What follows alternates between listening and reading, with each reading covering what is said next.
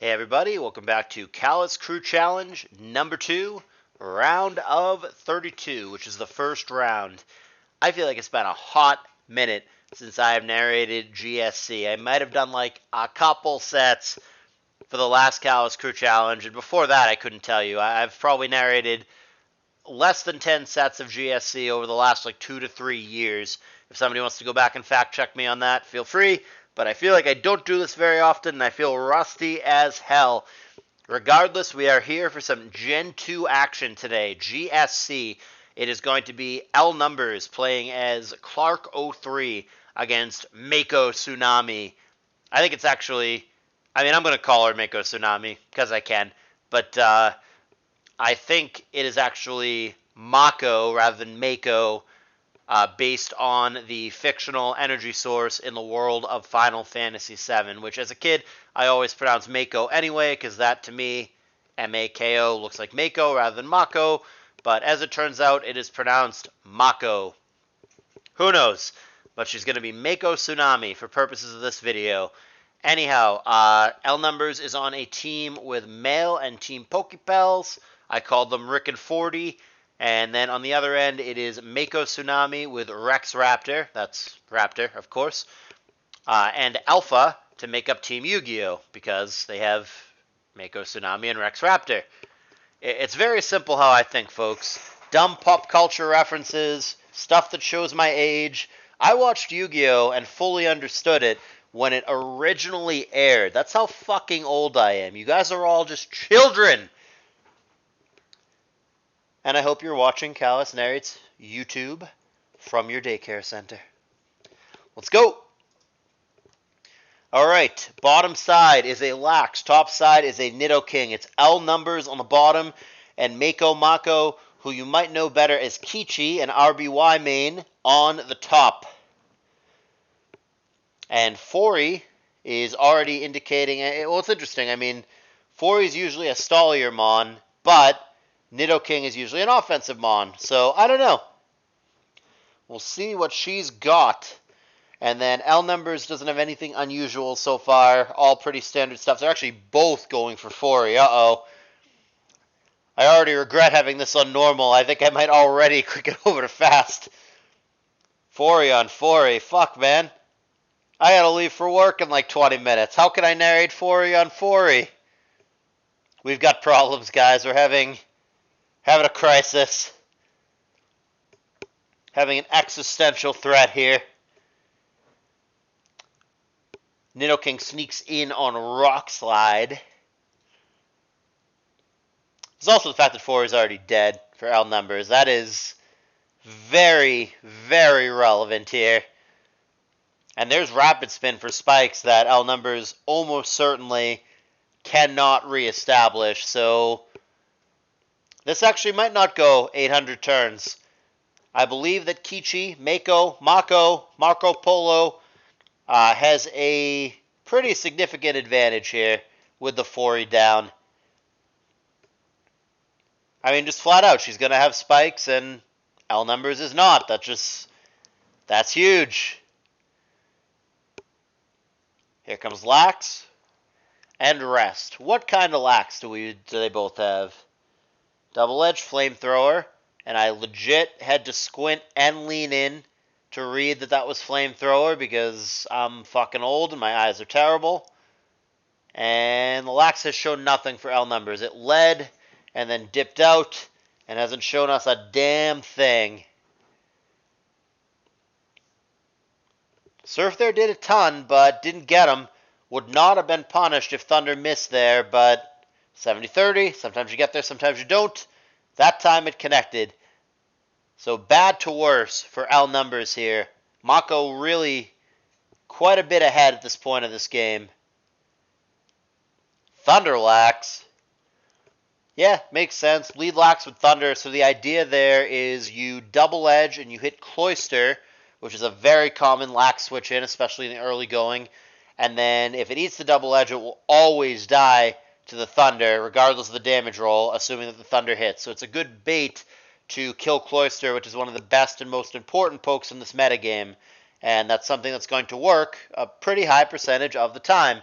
Unfortunately, this time, Mako has opted to go for Fori rather than Cloyster, which is way, way, way less common. I don't know the exact usage stats over a very long period of time, but I would comfortably say that Cloyster is at least, by the most conservative estimate, at least twice as popular as Fori. Might even be 3 or 4 times more popular, depending on the tournament. But yeah, a lot more Cloyster in the world of GSC than Fori. Not that Fori is like a rare poke or a bad poke. It's fine. Just Cloyster is the better, more popular, more viable mon. It just is. Anyhow, EQ Rock Slide. Hey, LNumbers catching up a bit. This T-Tar is really dangerous. And Substitute there. What a play for Mako. Does not pull the trigger on Lovely Kiss. Goes for the sub and gets the jump here. Now the Jinx is going to do work. Who wants to eat an Ice Beam? Nobody. Yeah, Sleepy Raikou comes in and takes it. Conservative now for Mako. After making an aggressive play, she switches it up and pulls it back to Lax here with a more conservative play. So, good little level changes here for Mako, switching it up. Sometimes aggressive, sometimes conservative. Going for that balanced play. That was a good boom as well. That could have landed on Skarm or Tar. But it takes out a very relevant target in the Starmie, which never did get rid of those spikes, by the way. So it is now official that there's going to be one layer for LNumbers, and Mako is not going to have that problem. Mean Look Parish song. Rotro Raggy. Lax in some trouble, boys. Ice Punch for the freeze. Wouldn't that be a lame combo when you're already perishing? Shall we Ice Punch again? Why not? Thunder going to go wide and left this time. Gengar obviously going to switch here, not just perish for no reason. And Zapdos is going to be the scapegoat of the double edge. Perish song out of here. I didn't know a song could kill you unless it's played by Yoko Ono. And there is a rest. And T-Bolt respectively. 4-2. T-Bolt. And we sleep. T-Bolt. And we wake. Stab Rock Slide gets him. Hey, LNumbers, making it close, making it interesting. Mako's still going to win. Jinx is going to clean up. But LNumbers put up a fight here.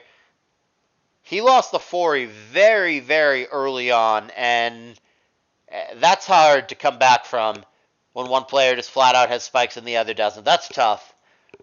But LNumbers put up a fight. But Mako just real strong all game long there. Liked the way that she played. Liked a lot of things that she did. But really the critical thing in that game was the very early loss of the Fori for LNumbers. It's very hard to come back from there. And he put up a fight. And the T-Tar did some work. But ultimately it wasn't enough. Made a push, wasn't enough. It's going to be Mako, Kichi, Mako, Tsunami taking game 1 for Team Yu-Gi-Oh!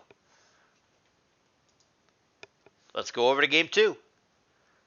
You know, sometimes I do it before games, sometimes I do it after the sets. And what I'm going to do, I'm going to give you the in-between. Hey guys, if you want to watch all the matches on Discord, I already butchered it. If you guys want to watch all the matches that don't appear on YouTube, which is pretty much the Fairy Gen stuff, come into the Discord server. There is a link in the description. It's safe, it's free, there's no like weird stuff and bots and viruses or whatever. There is one bot, it's a trivia bot, but you don't need to worry.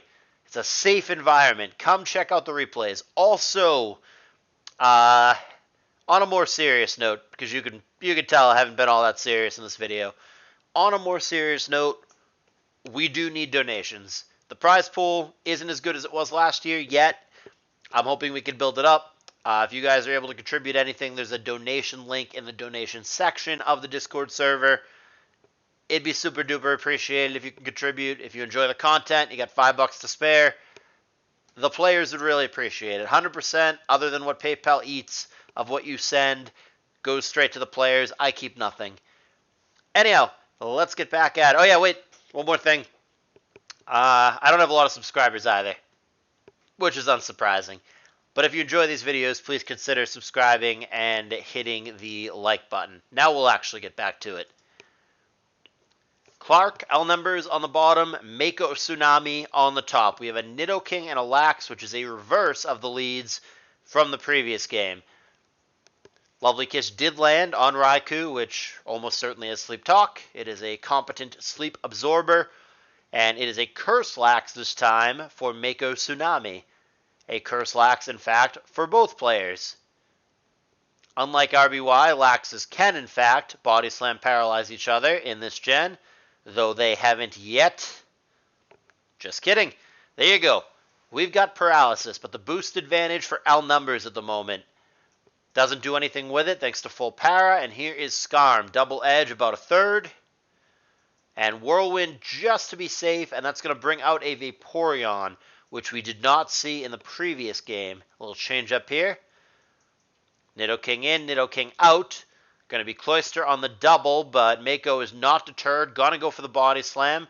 Now going to switch it up to Thunder, and that is a relevant crit. The reason that you use Double Edge is because Double Edge plus Thunder always gets them, whereas Body Slam plus Thunder always doesn't get them, unless you just bypass that whole thing with a critical hit. So this is brutal deja vu for LNumbers. He must be kicking himself right now. This is going to be the second game in a row where within the first dozen turns he's going to lose his Spiker, and it gets spun away by the Starmie. That is brutal. He has got to be kicking himself right now. Like, what am I doing wrong? Where did my Spiker go? How the fuck do I come back from this when we're only 12 turns in and there's no more spikes? Mako hasn't even shown her Spiker yet.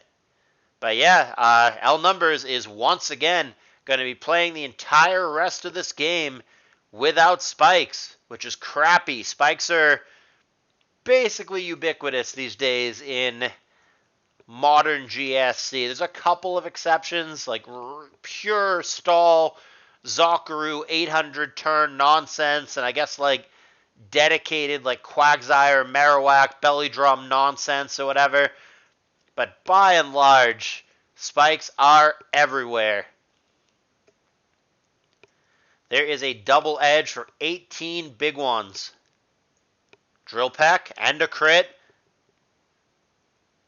Yeah, a couple good crits for Mako. Obviously, the Thunder mattered more than the Drill Peck, but it all adds up. Nidoking does not have rest like, say, every other mon in the tier. So all the chip damage on it really adds up, really matters over time. There's another crit for Mako. Come on, man. I'm unbiased. I don't care who wins, but feels like this is, and there's a para. Feels like one of these players is benefiting more from the RNG than the other. That's all I'm saying here. There is the Zapper for LNumbers. Rock Slide for Mako. What, it didn't crit? This game's rigged. Here comes Vaporeon. Also on a Rock Slide. Lax in. Taking a Surf. Lax on. Lax off.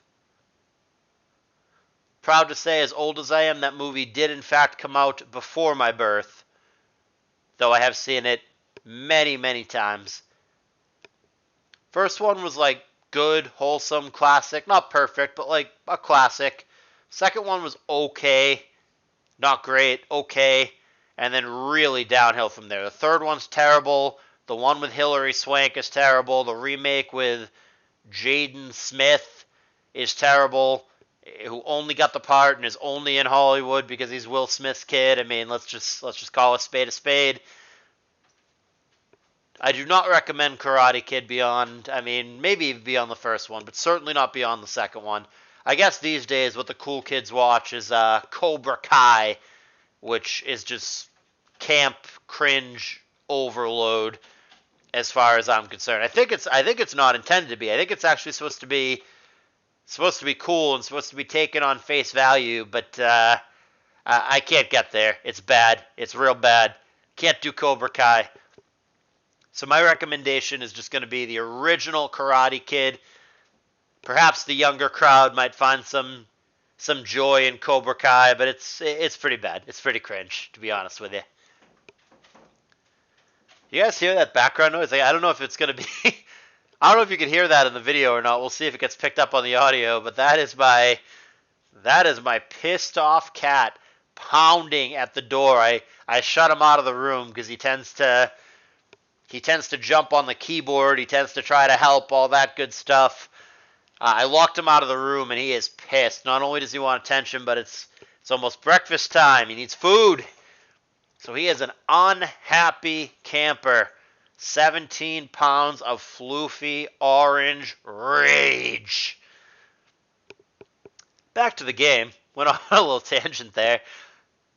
Generally speaking, when I start talking about things that aren't Pokemon during one of these Pokemon videos, it's one of two things, generally speaking. It's, I don't know what the fuck is going on, like I'm narrating a Fairy Gen or Black White or something. I can't even pretend to have insightful commentary. In this case, I kind of sort of know what's going on. GSC, I know enough.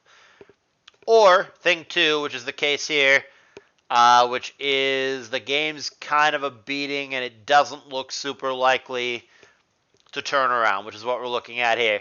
Look, not discounting LNumbers, not saying it can't be done. Vaporeon in particular, if it gets really good. Sleep Talk RNG can be a real nasty poke. Not saying this game is donezo, but Mako is very far ahead, and there aren't signs yet, not that there couldn't be, but it doesn't look to me, LNumbers hasn't shown me anything that would indicate that he's catching up in this game. But there's always a chance. Nidoking here getting real low. It's going to be in the red even after lefties, so better do something such as, Miss Lovely Kiss. The RNG, man. Not to take anything away from Mako's skill or how well she has played, but she's also definitely getting the better end of the RNG, and it's tough when you're against a good player who's also getting lucky. But yeah, we've got a full-on 6-3 here, and Mako hasn't even shown the last poke, which I think at this point actually might just be Marowak, given the rest of the team. Got a little para stuff going on. If she had a Spiker, that would have been shown earlier. She's got her Lax check. Chexa between the T-Tar and the Skarm. This actually might be a Marowak squad, which is one of the only cases where you can even a little bit justify going spikeless. I don't actually know that Mako is going to need to show the hypothetical Marowak in order to win this game. Might be able to just win with what she's got, so that could be good for me. I could just be totally wrong, but the poke never gets shown, so I get to try to be smart on YouTube and be like, yeah, of course it was Marowak, guys. Just didn't show it, and it's totally not fucking Marowak. Vaporeon obligated to rest here, of course, would just die otherwise. Raikou, like right now. Sleep Talk, attack, crit! Nah. Surf Growth Rest. Didn't use Sleep Talk there. I wonder why. I don't know if it's a PP thing or if it's just not last move Sleep Talk. I assumed it would be. It like almost always is. Not sure why Clark didn't go for it there. Ugh. Little mini burp there for me. Man, I need breakfast too. Cats and I are going to feast after this set. But in the meantime, we've got this and possibly a Game 3 to get through. But it is not looking like we're going to see a Game 3. We've got a 6-2 situation here from Mako. It is Marowak! Yeah! Yeah! Swords Dance. Got to be careful, because you can actually overflow. If you like Belly Drum and you have Thick Club or whatever, the attack, due to some glitch, goes like over the maximum and then rolls around to the bottom, and the thing ends up hitting as weak as Jabba in a fist fight. Can't have that, so got to use the SD and keep it manageable. And, well, I guess Vaporeon really truly doesn't have Sleep Talk. What's the last move? Surf Growth Rest. It's not Sleep Talk. What's the last move? What do people run on Vaporeon these days? Either way, this is a 6-0. Game 1 was like somewhat close, and the comeback was like somewhat real. Game 2, not so much. This was a beating. This was a 6-0 smackdown. Mako giving Clark the Stone Cold Stunner. God, how many references in a video can I fucking make to show my age? I'm old. I'm going through my fucking midlife crisis. I was born in the 80s. Do you understand? The fucking 80s. I know. A lot of you guys watching this were born in the fucking 2000s. I'm old. And I appreciate you guys watching the video. I have hungry cats, 3 of them to feed. Or sorry, 2 of them, because my lease says I can't have more than 2 and my landlord might be watching. But I have 3 hungry cats to feed, and I'm hungry myself, and I have a job to go to, so I can't watch any more Pokemon. But I'm going to narrate even more sets than this after work, and I'll find some time tonight to upload all this, and hopefully you guys enjoy the show. I'm doing my best. Ultimately, at the end of the day, the only thing I'm really qualified to narrate is Gen 3. Maybe 1 or 2 if I like really brush up and focus and put more concentration and effort into it than I'm willing to do at this time in the morning. But I hope you guys derive entertainment regardless, even if I'm obviously not a Gen 1 or 2 expert by any means. Thumbs up if you enjoyed the video. I appreciate you guys watching sincerely, and I will see you guys in the next one.